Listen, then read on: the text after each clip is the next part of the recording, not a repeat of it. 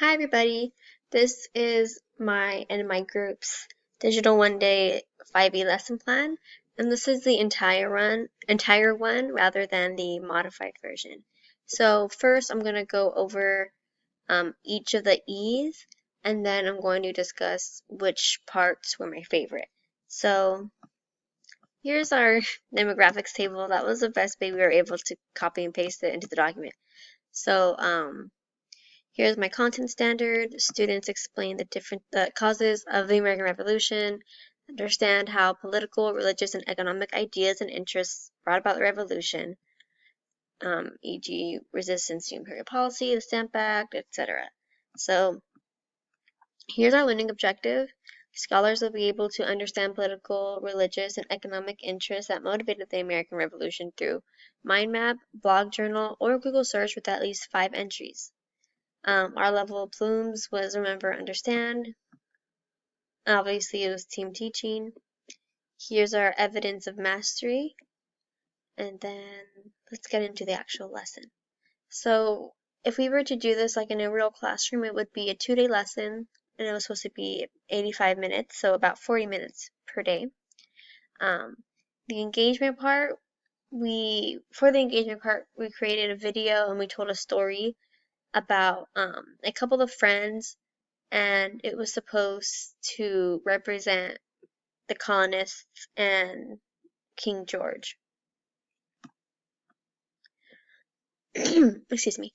For the exploration part, we were supposed to give them 15 minutes and put them in small groups, and in the groups they were supposed to work together to find information about the event that we assigned to them.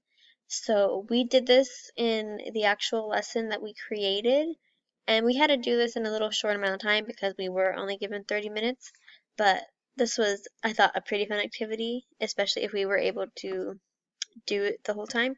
So students were supposed to collaboratively jot down at least 5 bullet points of important information about the event that we gave to them, and they had over 10 minutes to do it.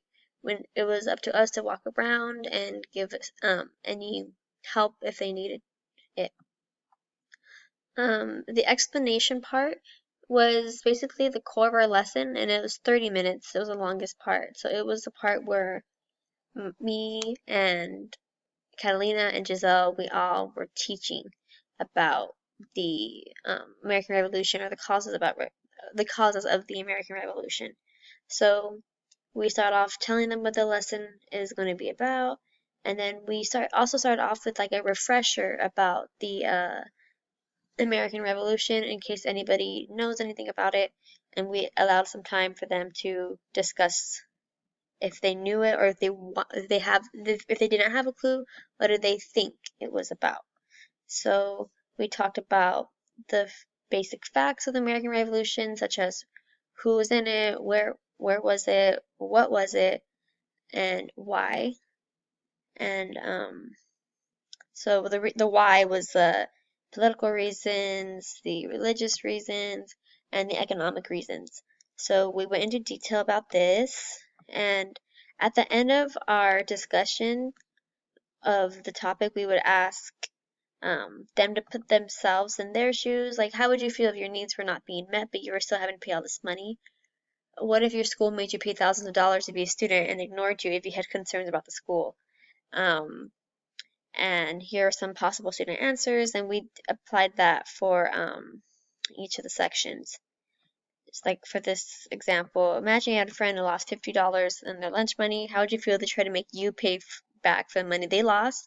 Applying it to how the British Parliament tried making the colonists pay excessive taxes to pay for the war that the British got themselves into with France.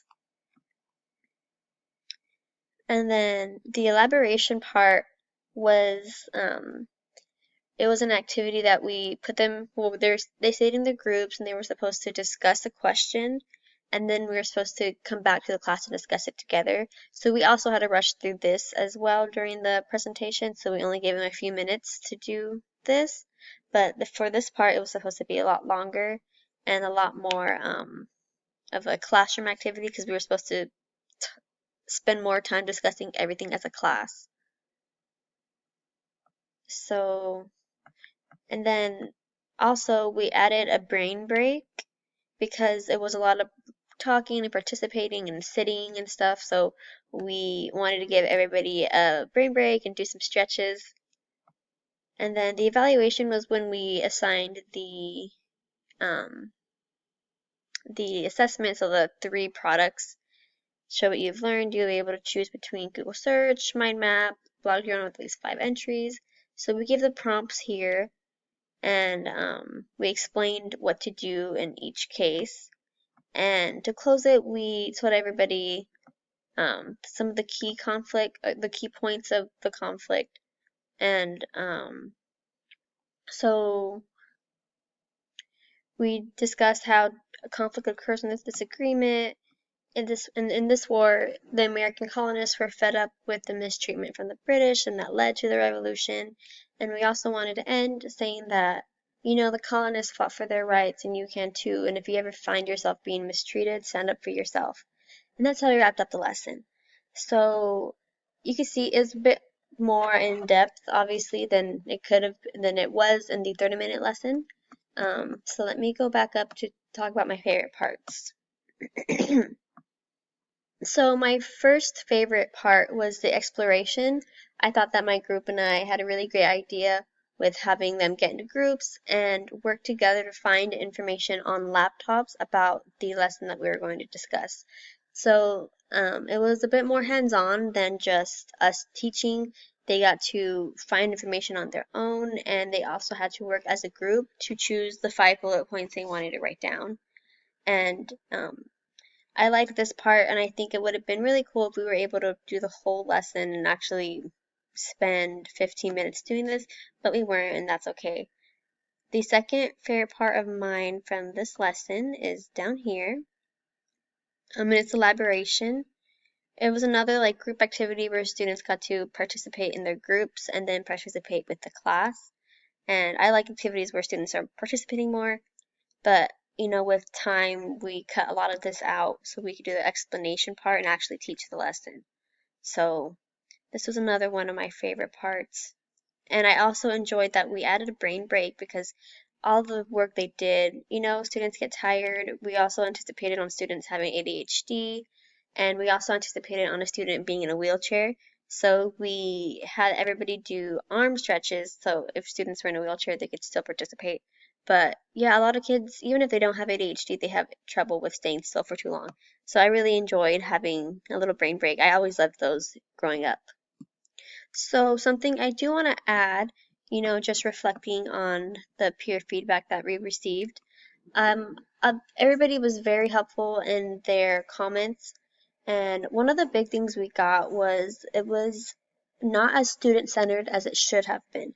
And I completely agree, creating a lesson plan and then actually teaching it they are two different experiences. And after watching ourselves and reading the feedback and then reflecting on everything, it definitely was true. We definitely should have made it more student-centered. It was very teacher-centered.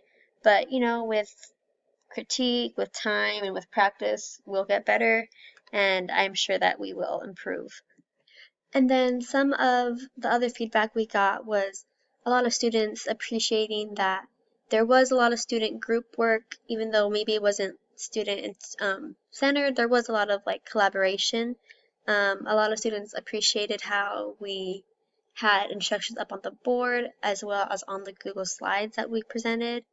And overall, the feedback was really great. And also I do want to add one more thing. Some people said that they wanted more pictures, and I definitely agree. I think there was definitely some more room for us to add images in our Google Slides.